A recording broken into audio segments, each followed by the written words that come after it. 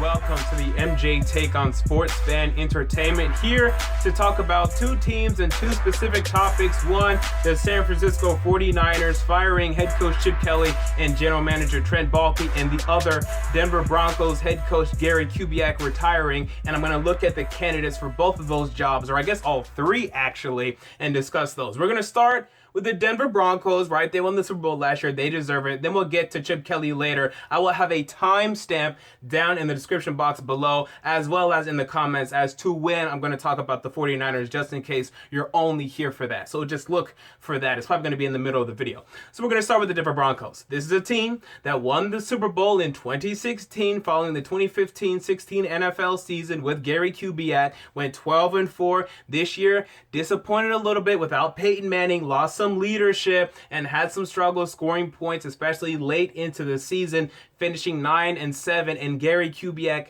now having to step down due to health issues. We remember a couple years ago when he was finishing up his coaching tenure with the Houston Texans, he collapsed during the last game of the season or just before it or something like that, went to the hospital, ended up being the offensive coordinator for the Baltimore Ravens, then being hired to be the head coach for the Denver Broncos, I believe 2 years ago, after they fired John Fox. Led them to the Super Bowl, won the Super Bowl, and, he doesn't get a lot of credit for a lot of the decisions that he made throughout that regular season. Not a lot of coaches would have had the balls to stick with Brock Osweiler for a couple extra games and then to go back to Peyton Manning, the last week of the regular season or something like that. I mean, that took very good decision-making there, and then he also put his team in the best position to upset the Carolina Panthers in the Super Bowl, man. I mean, he prepared his team so well, but now he's no longer going to be the head coach of this football team, stepping down, and his career as an NFL head coach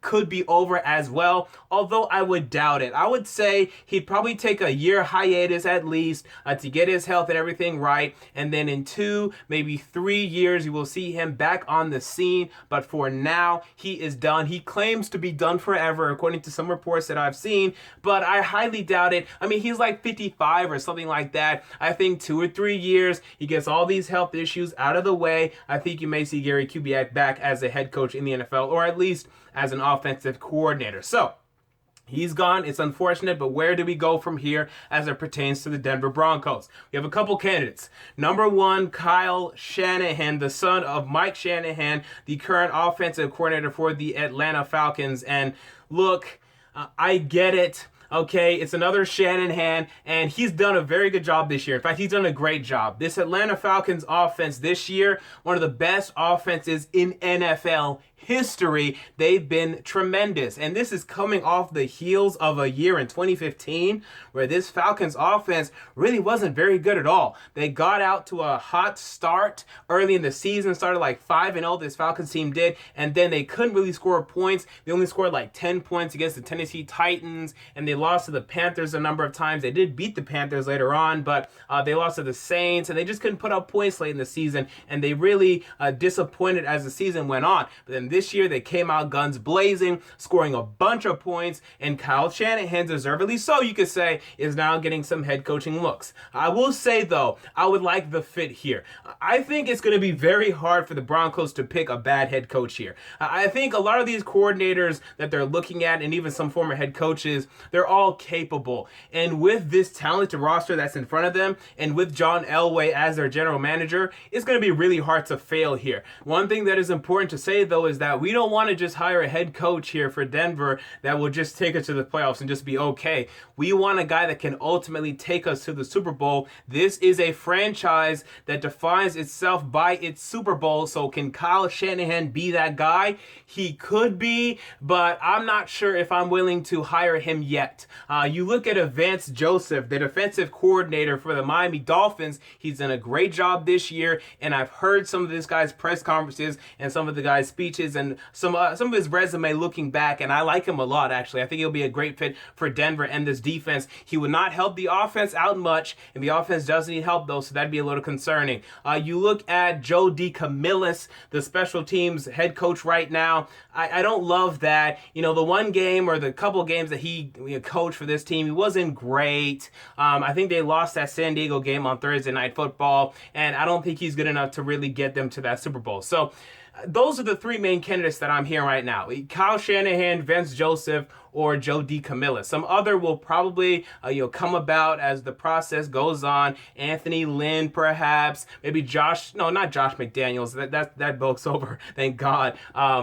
For you guys, it's not going to work over there. But those are the three that I think they're mainly looking at. I would hire Vance Joseph. I think he's going to be very good. Kyle Shanahan, if you were to hire him and it appears as if that's where we're going, I think it'd be a good hire, right? And I'd probably give it like a B+. I don't think it'd be a great hire. I think there'd be some uncertainty there. He's still very young, only 37 years old, and there are guys in this locker room like Aqib Talib that are gonna have some problems with him on projecting. So we'll see how things end up working out for this Denver Broncos team, but I think no matter who they'll hire, this team will be fine in the future. They do have some stuff to fix on offense and everything like that. I'll talk about that more in my 2016 season review for this team, but I think they're fine. Now let's move on to the San Francisco 49ers firing general manager Trent Baalke and head coach Chip Kelly. Let's start with Trent Baalke because I think we can all agree on this. Thank God. Get out of here, Trent Baalke, right? I mean, the guy's been a terrible general manager. He had a couple good years in the beginning, but after that, just a disaster. He drove Jim Harbaugh out of town. We've seen how he turned around Michigan, and, the Jim Harbaugh critics will tell you, well, he can't win the big thing. Michigan's lost 3 of the last 4 games, whatever.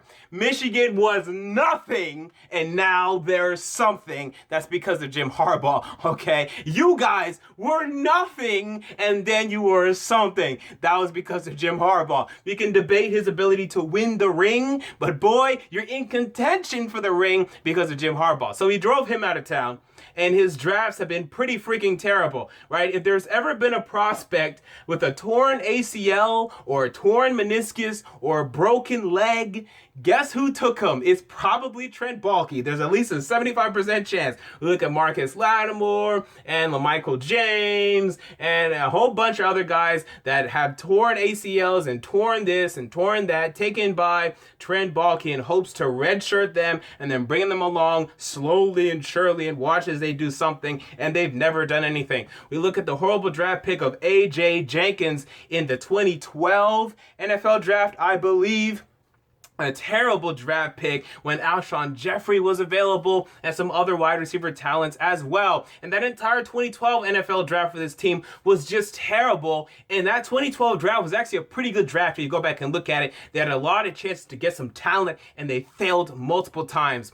He has had some W's, right? Like DeForest Buckner has been a very good player. Eric Reed has been a good player. Jimmy Ward has been promising. Tremaine Brock, yeah, pretty good. But just too many failures for me. Get out of here, Trent Baalke. And also just having an exodus of talent that he had and not really recovering from that, Trent Baalke deserved to go. Now, Chip Kelly. This one has been a little controversial. Some people believe that Chip Kelly got a raw deal in the NFL, but honestly, it did suck that he was fired this year after 1 year. I don't think many head coaches in the world would have been able to win more than 6 games with this 49er squad. But look, if I bought the 49ers today, Chip Kelly's gone. And really, it's because of one reason, but I don't think I need any more reason than this. When I look at Deshaun Jackson, LaShawn McCoy, DeMarco Murray, and Jeremy Maclin, and the success that they're having outside of Philadelphia, specifically DeMarco Murray, that concerns the hell out of me. Let me elaborate. So, in the NFL, there is a limited amount of talent, right? There are players that can play and there are players that can't. You get a player like DeMarco Murray, who we now see capable of rushing for over 1,250 yards, right? And you're telling me you can't use him?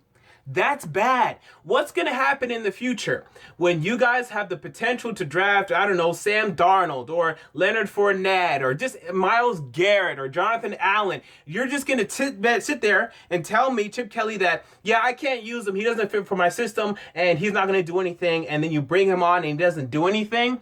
As a head coach, your scheme, your system is supposed to fit around your players. I don't care if you think that this thing worked in college, and it did did work in college, but that's because there's thousands of players to pick from. Oh, hey, you want to transfer over here? Good. Hey, we can recruit this guy from this high school in Florida, recruit this guy from this high school in Georgia, whatever. You know, there's a lot of talent out there, but in the NFL, talent is limited. When you get a guy like DeMarco Murray, you have to use him. So what's going to happen in the future when the 49ers acquire real talent? Will he be able to use them? I'm not sure about that, and I think he's proven he can't. You're either a fit for his system or you're not. And there's not going to be enough players that are fit for his system that you can get. You can't just go get Marcus Mariota. You want to believe you can, but it just doesn't work that way. So to me, as a head coach, that is like your number one job.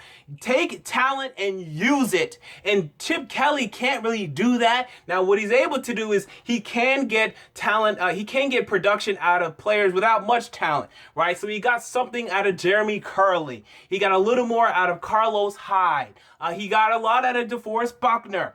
But if you don't fit his scheme and you don't fit his philosophy or what he can do, he's not going to use you. And it's going to be unfortunate because now you're talking about a player that's not being used correctly and being a waste of space and money for your football team. If you're telling me my head coach cannot use talent appropriately and correctly, he shouldn't be a head coach. And I think that's the issue with Chip Kelly. And that's why, to me, I would have fired him. And I'm glad he's gone. He was never the right guy. And I understand the argument that, well, this guy, if we can just take away his ability to build a roster, then just, stronghold him to just head coaching, just be a head coach, and then we'll be a GM, and that GM will be a GM. That's a volatile relationship waiting to happen. A head coach needs to have some sort of input in almost any situation. To me, it was never going to work. And also, one more thing, if you're afraid about having a head coaching carousel, you're afraid of not having stability in the franchise. All right, I agree with that 100%.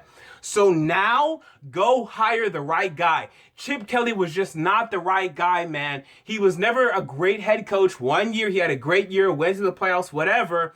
But after that, hasn't done anything. Can't use talent like DeMarco Murray. What's going to happen when you get a star wide receiver that's maybe 6'5", 215 pounds? He's a bigger wide receiver, slower wide receiver, but he's a freaking beast. And Chip Kelly's going to say, well, I can't use him, like Calvin Johnson or something like that. Imagine Calvin Johnson reincarnated was going to get drafted this year. Let's just imagine, right? Chip Kelly would just say, well, I can't use him. Oh, you want to draft him? Okay. So just, run this. Okay, run that. But you're going to have to run what I want to run. I'm sorry. I know you want to run this. I know you're good at running this, but we can't. Sorry. It doesn't work. That's not a head coach. He's not a good head coach. He's out of there good. So, in terms of potential coaching candidates, you look at Anthony Lynn, the current now interim head coach for the Buffalo Bills, but really the offensive coordinator this year. I don't know much about this guy. I haven't been too impressed, honestly. I mean, the Bills have done well offensively this year, but I don't know. The guy doesn't really come across as very intelligent to me in the press conferences that he's been holding, but he's held very highly, and if he interviews well, go ahead, hire him. Josh McDaniels, you guys are looking at him. I like him. I think he'd actually be a good fit. I don't know if he wants to come, but I'm very interested in that. You look at some other potential candidates for this team. I have actually an article up on SB Nation. They list a couple guys right now. Kyle Shanahan, also a possibility. I'm not a big Kyle Shanahan guy right now. I think he's a little bit of a risk. I wouldn't go there. Vance Joseph, the defensive coordinator for the Miami Dolphins, I like him. I think he'd be a good fit, but you're going to need to hire a strong general manager as well, because there's a lot of work to be done with this roster that Vance Joseph really probably doesn't know much about. We look at Dave Tube, I believe that's how you pronounce it, the special teams coach for the Kansas City Chiefs. I like him. I think he might be good. Mike Smith, the defensive coordinator for the Tampa Bay Buccaneers. I know he wasn't a great head coach for Atlanta, but he was pretty good. He got them to the playoffs multiple times. He knows a lot about a roster, how to build a team, how to build a successful team. I really like Mike Smith for this football team. We look at general manager candidates. I think this is an interesting list that I found right here. Okay, Nick Caserio of the New England Patriots. I believe he's the director of player personnel. You know, anyone from the Patriots you probably want. The thing is with general manager candidates, let's be honest, we really don't know who these guys are. You know, hopefully we hire the right guy. We just want one from a good team or a semi-good team that has pretty good drafts lately, right? That's what we're looking for. How about Chris Ballard of the Kansas City Chiefs, Elliott Wolf of the Green Bay Packers. How about Scott Pioli, formerly of the Atlanta Falcons? I've heard Louis Riddick of ESPN. I don't like that. Look, the guy's all right on ESPN, but man, to me, that's a risk. And I've heard him say just some dumb stuff before, so I would not look at him. It's going to be very interesting, man. We're just naming candidates here. We really don't know much yet. We'll learn more as this week progresses, and whoever they end up hiring, I will make a video for the 49ers and for the Broncos. So there you go. Those are my thoughts on the 49ers firing Chip Kelly and Trent Baalke and Gary Kubiak retiring as head coach of the Denver Broncos. What are you guys' thoughts? Comment down below. I want to know. If you enjoyed the video, make sure to like, comment, and most importantly, to subscribe. And until next time, this has been the MJ Take on Sports Fan Entertainment. And I'm out. Peace.